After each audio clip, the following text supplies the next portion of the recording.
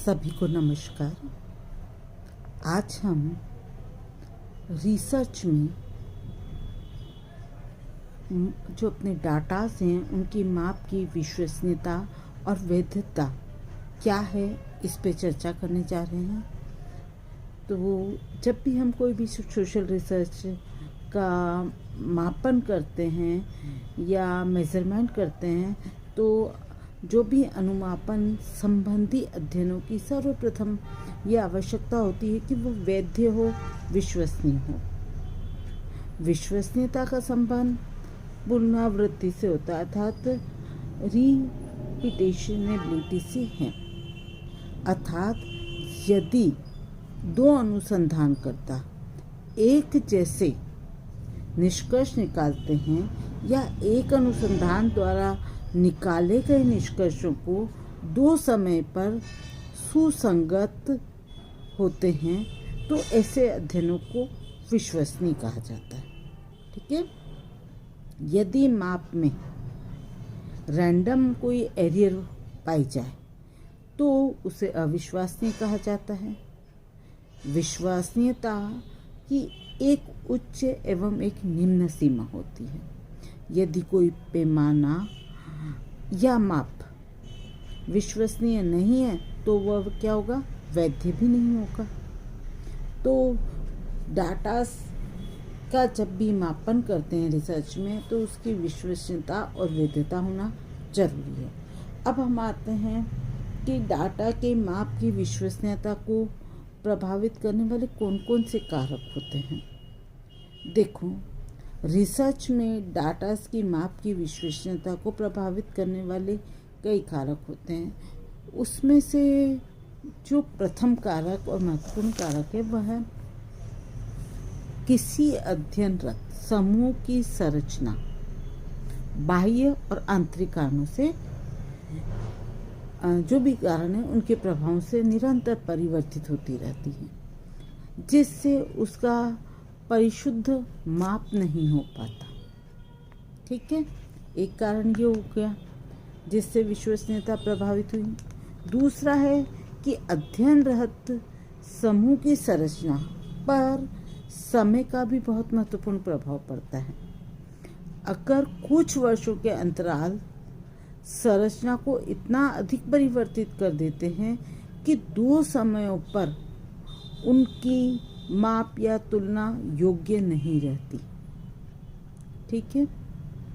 फिर तीसरा है समय के बीतने के संदर्भ में प्रायः अध्ययन संबंधी कसौटी के रूप में भी अंतर आ जाता है। ठीक है, जैसे समय बीतता है तो हम अध्ययन की जो कसौटियाँ हैं उनमें भी परिवर्तन ले आते हैं। जैसे कि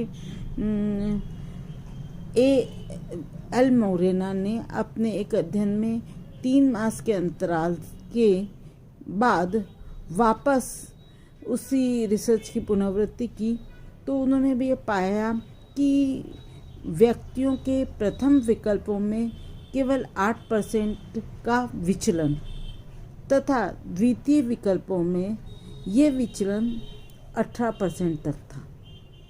देखो, समय के अंतराल से भी इनमें परिवर्तन आता है।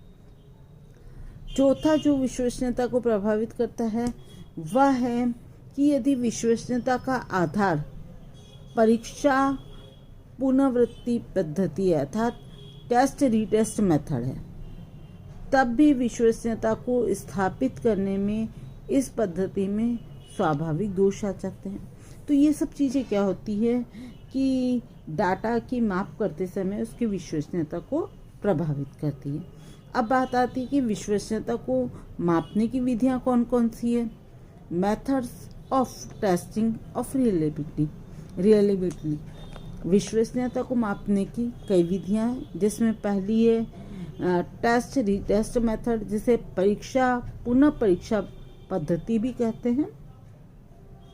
विश्वसनीयता को मापने की इस पद्धति में एक ही माप को अध्ययनरत समूह पर दो समय में लागू करते हैं। यदि दोनों समय में निष्कर्ष समान होते हैं तो उस माप की विश्वसनीयता को मान लिया जाता है। और ये अलग अलग हैं तो उसे विश्वसनीय नहीं माना जाता है। दूसरी मेथड है इक्विवेलेंट फ्रॉम मेथड, मतलब तुलनीय प्रकार की पद्धति। इस पद्धति में मेजरमेंट हेतु दो एक समान मापकों का निर्माण किया जाता है।